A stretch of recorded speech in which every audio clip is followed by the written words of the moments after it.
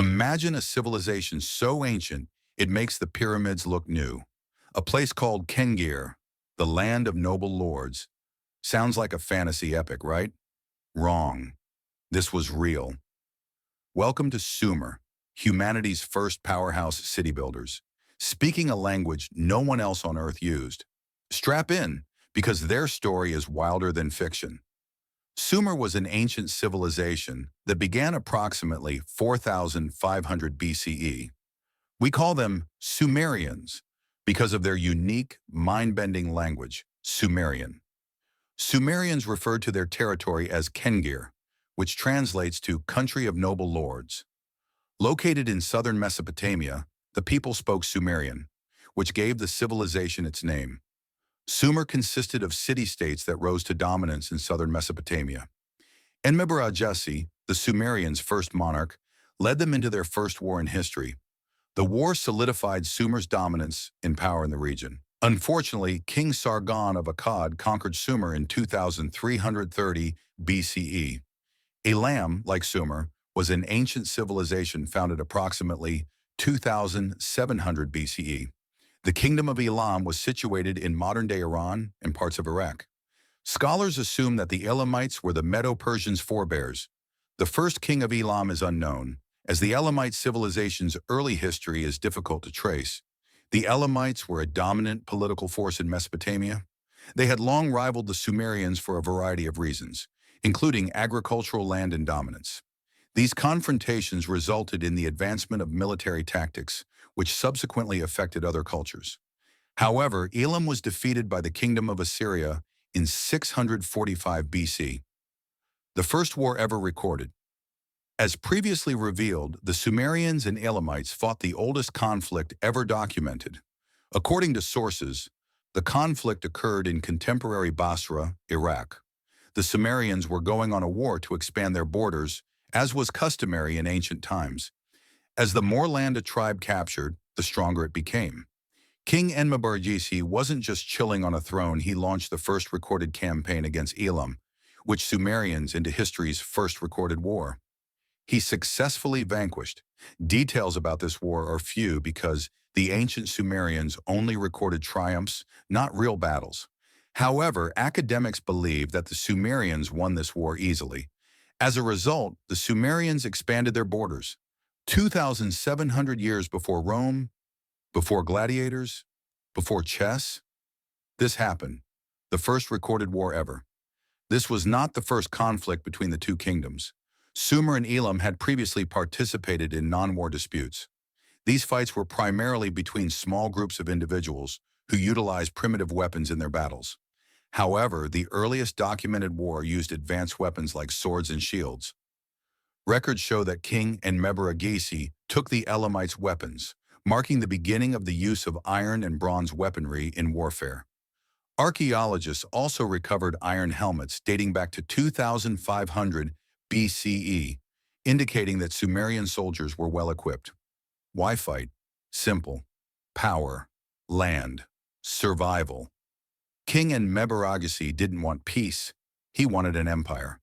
But Elam, they'd been rivals for centuries, skirmishing with sticks and stones until this war.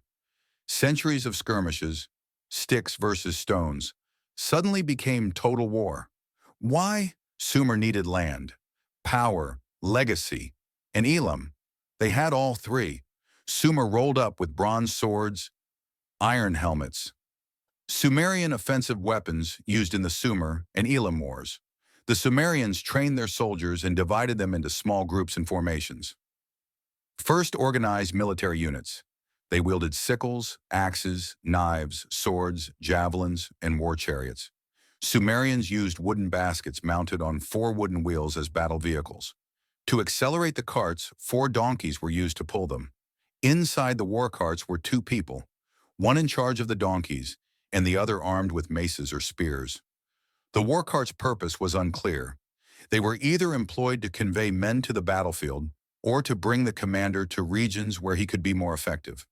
Whatever the case, it was these war carts that laid the groundwork for chariots.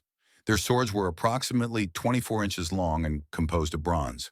According to historians, the Sumerians copied the Egyptian sword-making technique, but the soldiers also used daggers and maces. Ancient art portrayals show Sumerians employing simple bows. However, it is unclear whether these were used during the first documented war. Soldiers wore iron or bronze helmets to defend themselves. They also employed shields to defend themselves against hostile attacks. The Sumerians created rectangular bronze shields that were hung around the soldiers' bodies with a leather rope.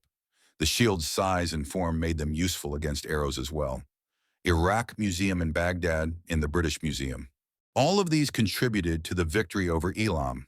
Though it is difficult to reconstruct Elam's history to that point, it is conceivable that the Elamites did not have as advanced a military as their neighbors.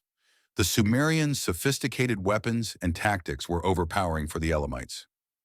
Sumerian military strategy.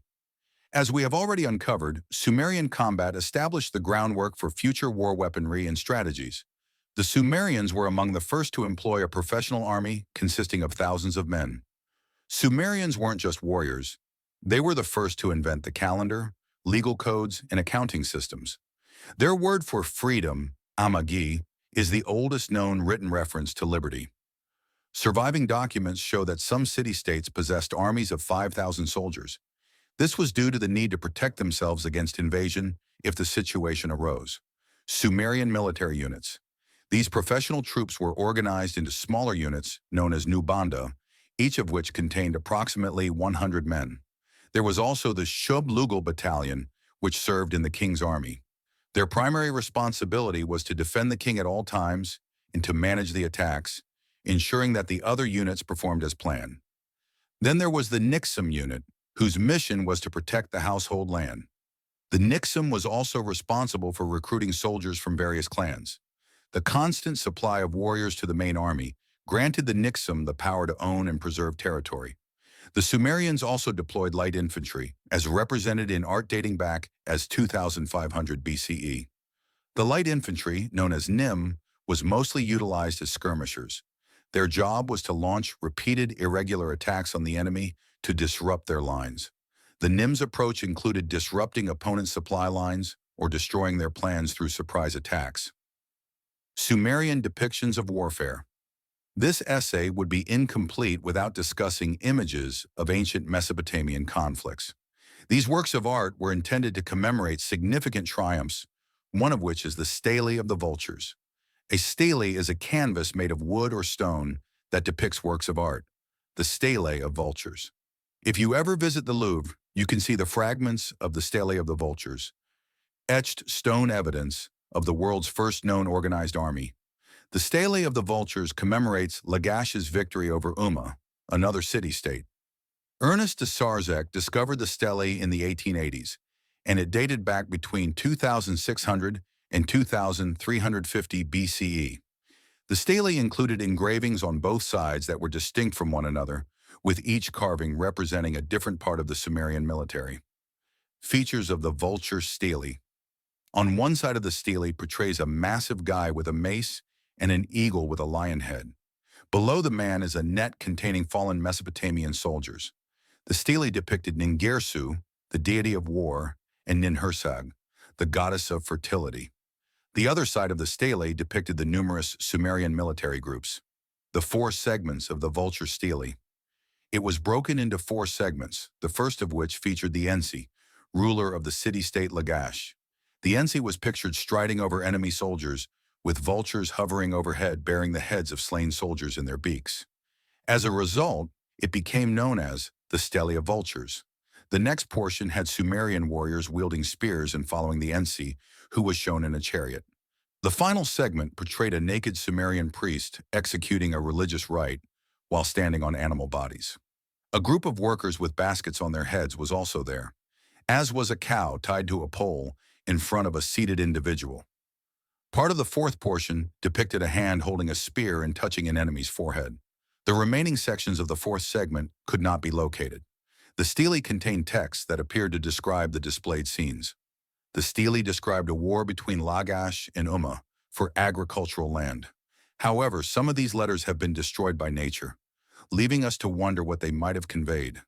We remember Sumer not just because they won, but because they were the first to make sure their story could never be forgotten. So far, we've discussed the first conflict to be documented and how warfare has evolved since then. Here's a recap of what we've covered. The Sumer-Elam War is the oldest recorded conflict. The Sumerians emerged victorious because they had a superior and more organized army than the Elamites. Sumerians assaulted Elamites to expand their territory. Sumerian military tactics and weapons influenced the creation of superior weapons and tactics. The Sumerians pioneered military units, including helmets and shields.